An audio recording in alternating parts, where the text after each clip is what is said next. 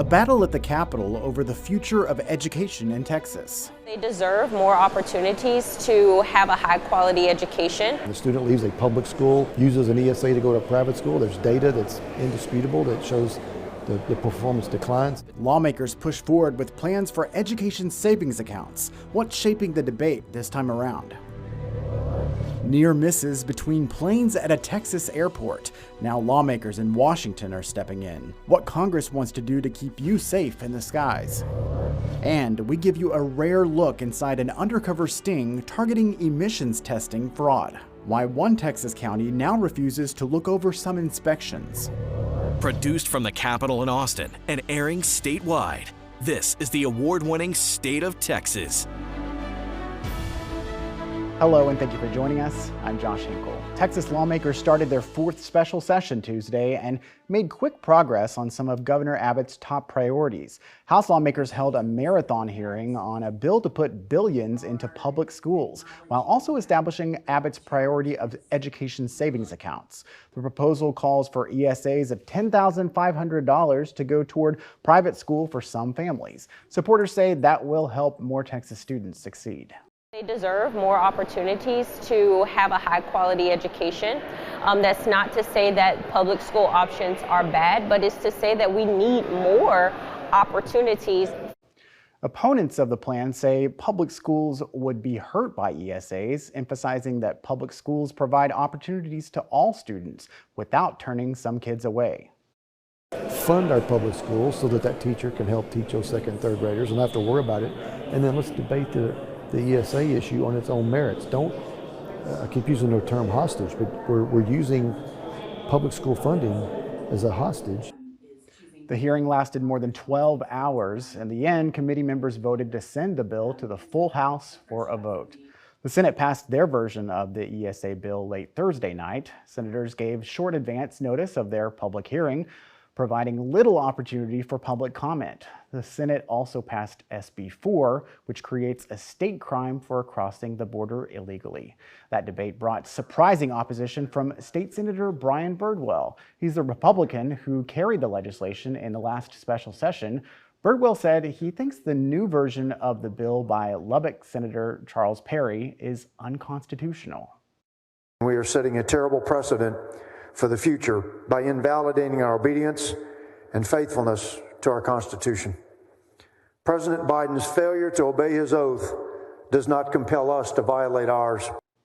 Senator Perry acknowledged Birdwell's concerns, but he said passing the bill would help keep Texans safe. While I agree we are testing and pushing envelopes, the state has every right to protect its citizens, and this nation has every right to expect Texas to do that when called to do it. The bill now heads to the House for consideration. Things are moving quickly at the Capitol. We want to bring in our team to dig deeper into the key developments. Capitol correspondents Monica Madden and Ryan Chandler join us now. Welcome to both of you. Thanks for having us.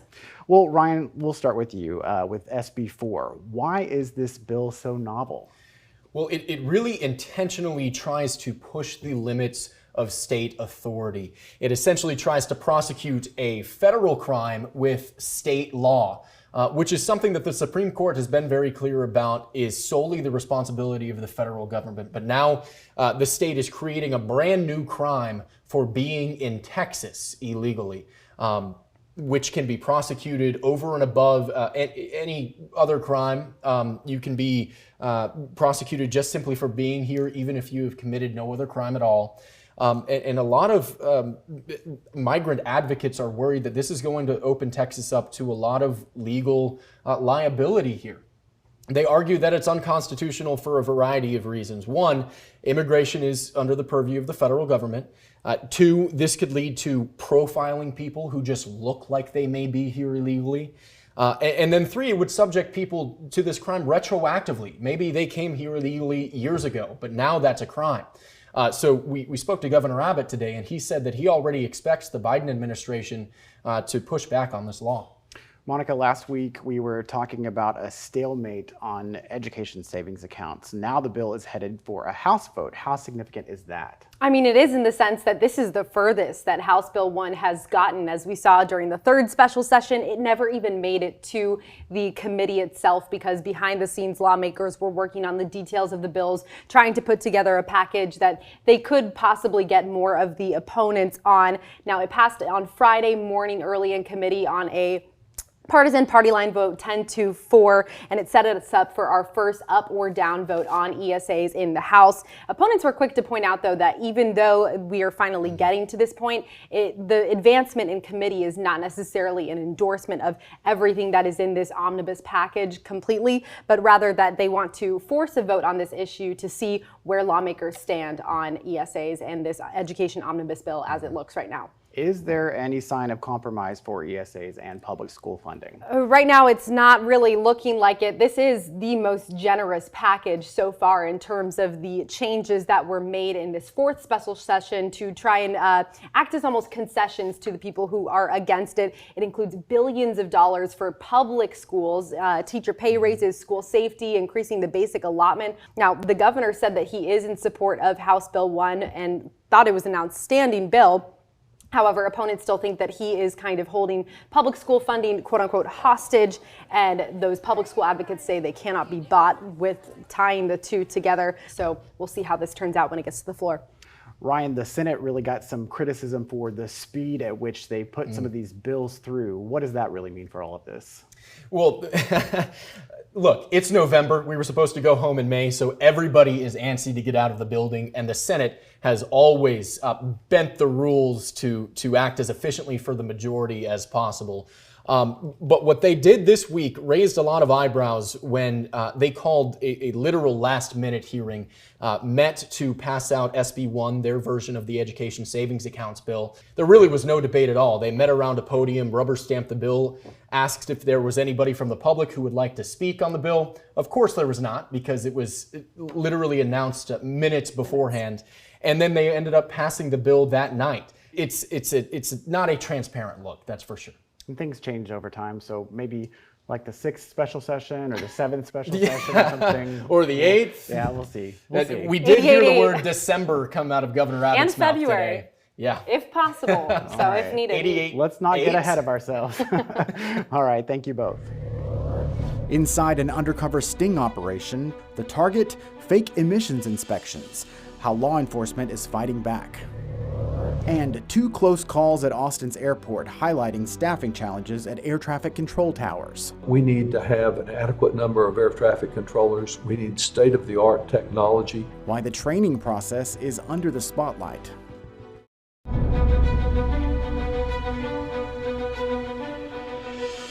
Planes almost crashing into each other. Reports of near misses at airports across the nation are now leading to calls for safety upgrades. One of those near misses happened right here in Austin. Back in February, Senator Ted Cruz showcased an animation of the close call during a hearing on Capitol Hill. It showed the planes coming within 100 feet of a crash. This same incident was the focus again Thursday at another Senate hearing. Nabil Ramana breaks down what lawmakers say needs to change to prevent tragedy. Flying in and out. Thousands of people use the Austin airport daily. But there have been recent concerns raised. We need to have an adequate number of air traffic controllers. We need state-of-the-art technology.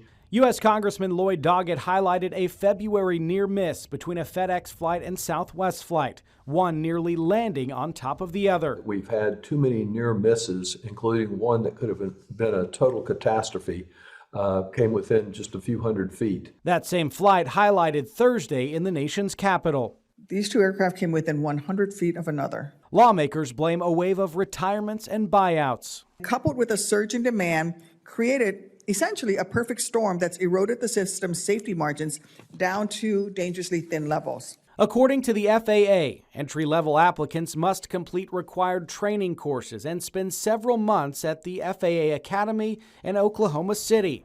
But Congressman Doggett says one way to combat the safety concerns is getting more people trained. The FAA continues to insist that all people go through their academy in Oklahoma City, yet there are a number of community colleges and other colleges around the country that have good programs that can train people.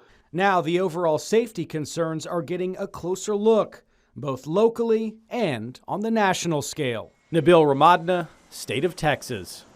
The risk of a government shutdown could worsen the controller shortages we're seeing now. That would temporarily close the training academy for new air traffic controllers. A shutdown would also force controllers to work without pay until Congress approves a funding deal.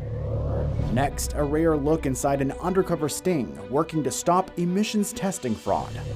And voters decide to keep mandatory age limits in place for Texas judges, why the result might reflect larger concerns voters have about aging officials.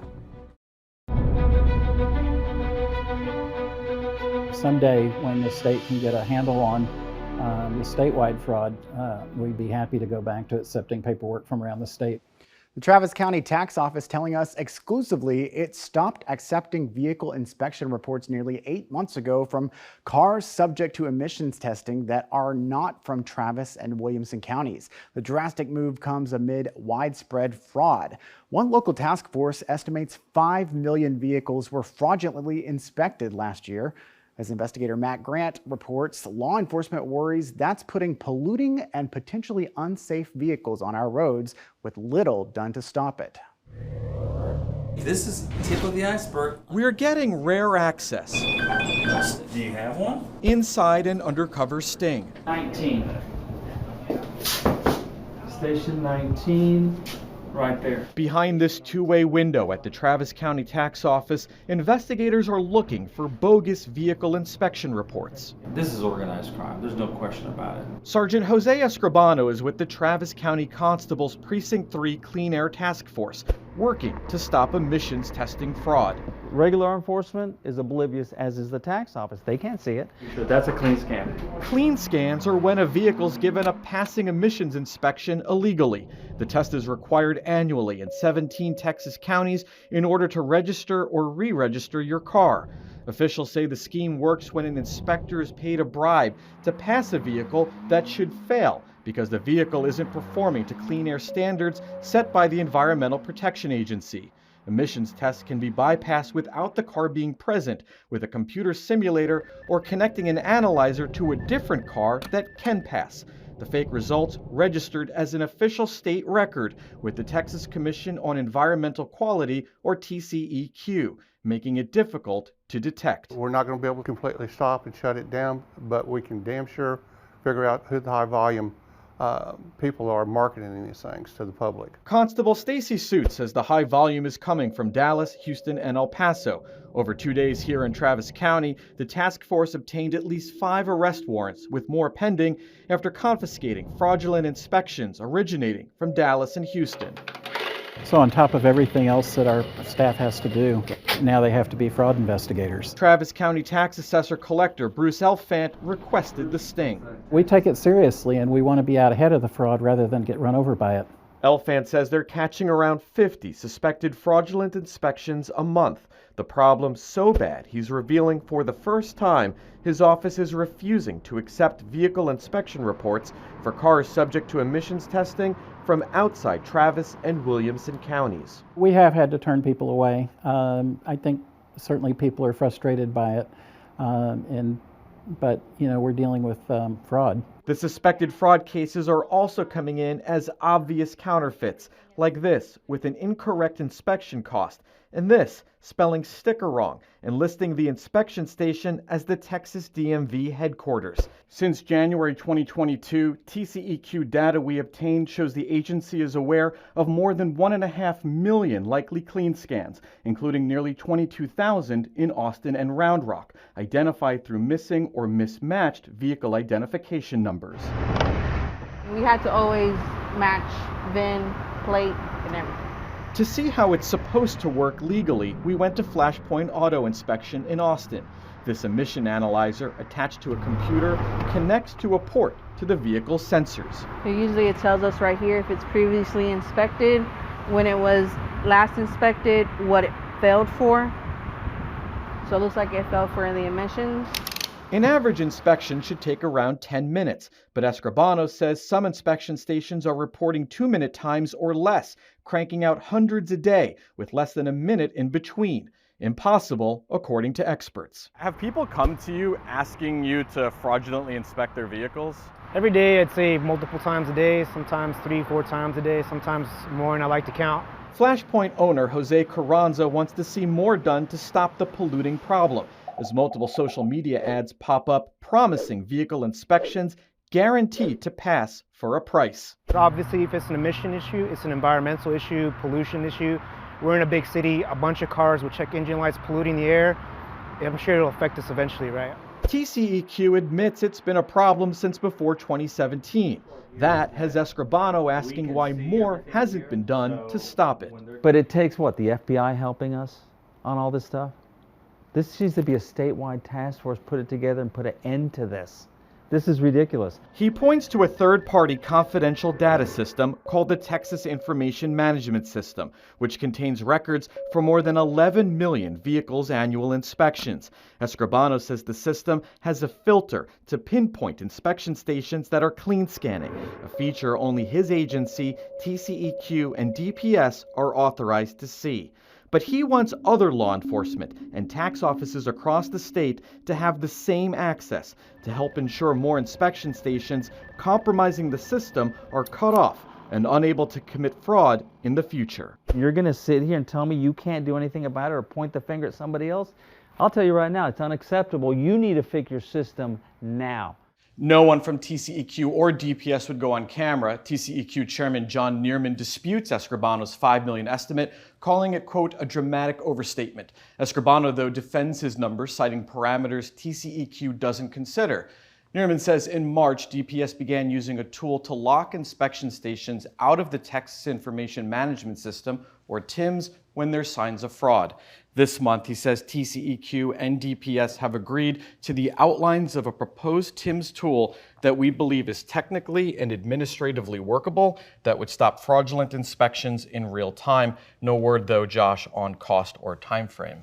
Matt, DPS says it is focused on stopping fraud without impacting and inconveniencing a significant number of innocent motorists. Since these are state agencies with leaders appointed by the governor, what did his office say about the possibility of a dedicated statewide task force? Well, we did specifically ask the governor's office about that. We reached out several times but did not hear back as of this report, but we'll include any response we receive on this story online. Won't Texas phase out vehicle safety inspections in 2025? That is a good point. Yes, emissions tests, though, will still be required in more populated counties to ensure federal air quality standards are met. But yes, the safety inspections will go away in 2025. So what's next?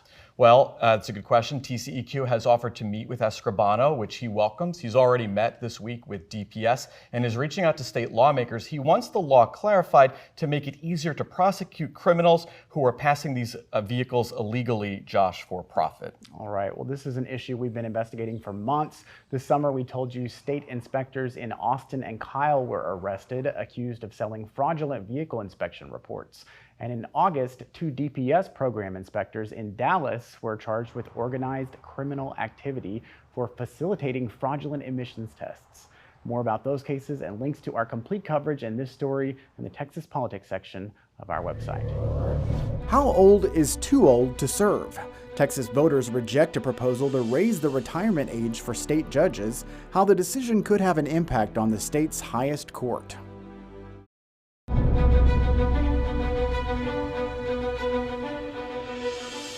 Voters rejected just one proposition in Tuesday's constitutional amendment election, denying state judges the chance to stay on the bench longer. More than 60% of Texans voted against Proposition 13, which would have raised the mandatory retirement age for judges from 75 to 79. Capitol correspondent Monica Madden explores why the vote might have been about more than Texas judges.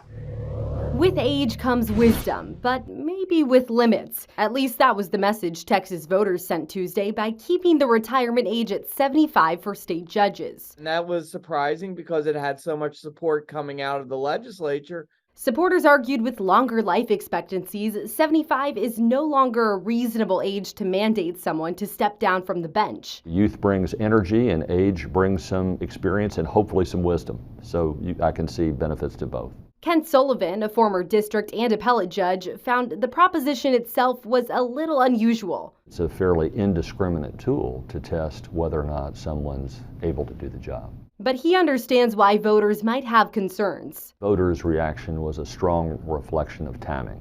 I think age is just more of a high-profile issue than it ever has been. And age is on voters' minds for 2024. 69% of Texas voters think President Joe Biden is too old at 80 to run again. And the Republican frontrunner isn't far behind. Former President Donald Trump is just 3 years younger than Biden. According to the Texas Bar Association, 33% of state judges who are part of the bar are over the age of 65. I'm sure that you will lose some institutional talent and some institutional knowledge. I mean, hopefully they're not going to go too far away. They'll still be available to provide some mentoring. Monica Madden, State of Texas.